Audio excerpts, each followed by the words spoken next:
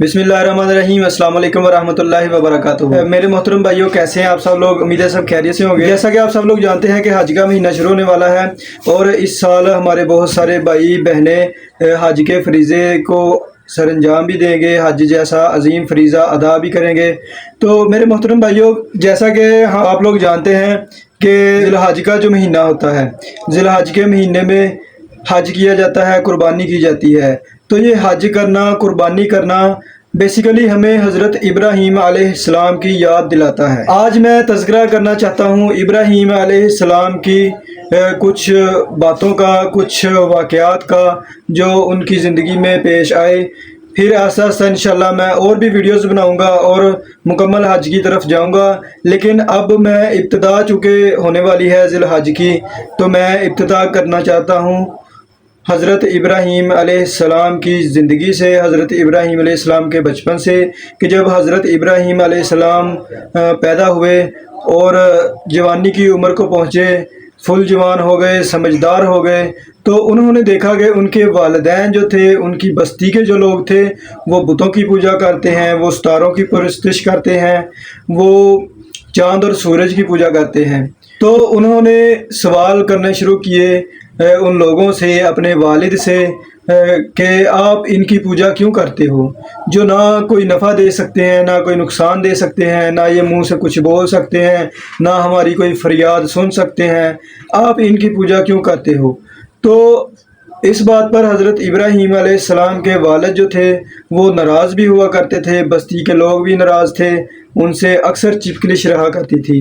तो सूरतुल अंबिया में ये वाक़या दर्ज है कि हज़रत इब्राहीम अलैहिस्सलाम ने अलानिया तौर पर कहा कि अगर तुम लोग बाज ना आए, इन बुतों की पुरस्तिश से, इन बुतों की पूजा पाठ से बाज ना आए, तो मैं ज़रूर कोई तदबीर करूँगा, कोई खुफिया तदबीर करूँगा, इनके ख़िलाफ़ कोई ज़रूर साजिश करूँगा। सूरतुल सफ़ात में ज़िक्र है कि जब उनका कोई जश्न वगैरह, उनका कोई मेला वगैरह लगा, तो सब लोग वहाँ जाने की तैयारी में थे और उन्होंने हज़रत इब्राहीम अलैहिस्सलाम को भी दावत दी कि आप भी हमारे साथ हमारे मेले में आए, वहाँ पर चलते हैं।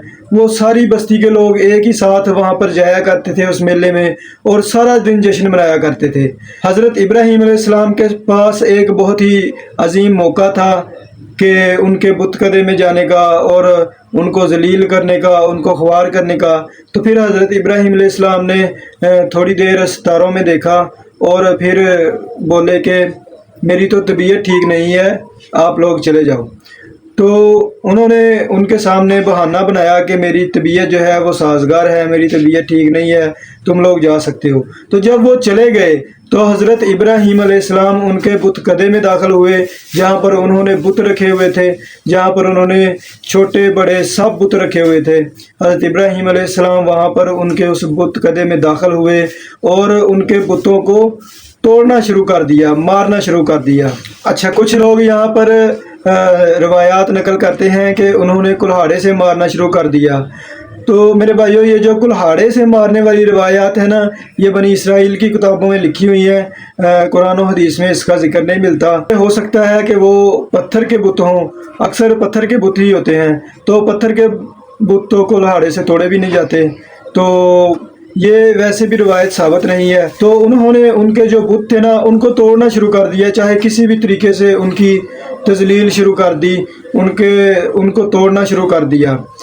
तो जब वो तोड़ते गए तो उनके जो बड़े बड़े बुत थे ना, उनमें से एक को छोड़ा बाकी सब बड़े बड़े बुतों को तोड़ दिया, छोटों को भी तोड़ दिया, बड़े बड़ों को भी तोड़ दिया और एक जो बड़ा था उसको छोड़ दिया। तो जब वो कौम, वो बस्ती के लोग वापस आए अपनी बस्ती में, अपने बुतकदे की तरफ वो लोग गए, तो उन्होंने देखा कि उनके जो छोटे बड़े सब बुत थे वो बिखरे हुए पड़े हैं, किसी की टांग टूटी हुई है, किसी की गर्दन उड़ी हुई है, तो वो सब टूटे हुए फूटे पड़े हुए थे सिवाय एक के।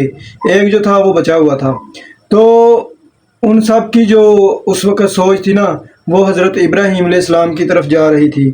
तो वो सब दौड़े दौड़े हज़रत इब्राहीम अलैहिस्सलाम के पास आए और उन्होंने सवाल किया, कैसा बेवकूफ़ाना सवाल किया कि हमारे खुदाओं को, हमारे बुतों को किसने तोड़ा है।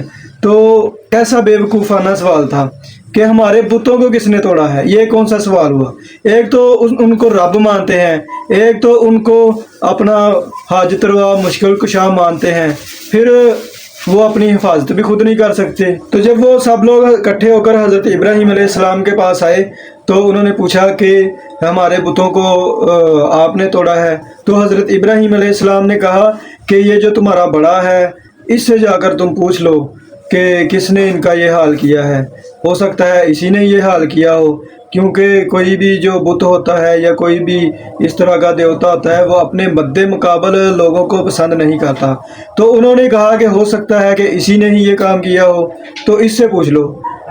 اب وہ بستی والے جو لوگ تھے وہ سمجھ چکے تھے کہ حضرت ابراہیم علیہ السلام نے ہی یہ کام کیا ہے، کیونکہ یہی بتوں کے کھلے دشمن ہیں، یہی بتوں کو برا بھلا کہتے ہیں، یہی کہتے ہیں کہ یہ سنتے نہیں ہیں، یہ بولتے نہیں ہیں، یہ ہماری فریادیں نہیں سنتے، ہمارے کام نہیں بناتے، ہماری بگڑیاں نہیں بناتے۔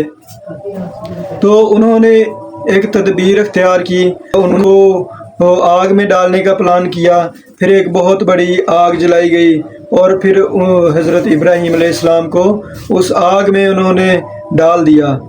تو جب وہ آگ میں ڈالنے لگے تو اللہ تبارک و تعالیٰ نے آگ کو حکم دیا کہ ٹھنڈی ہو جا، سلامتی والی ہو جا، تو وہ جو آگ تھی وہ سلامتی والی ہوگی۔ تو دیکھیں میرے محترم بھائیو، اللہ تبارک و تعالیٰ اپنے بندوں کو کبھی ضائع نہیں کرتا، اپنے بندوں کی محنتوں کو ضائع نہیں کرتا، اپنے بندوں کی کاوشوں کو ضائع نہیں کرتا۔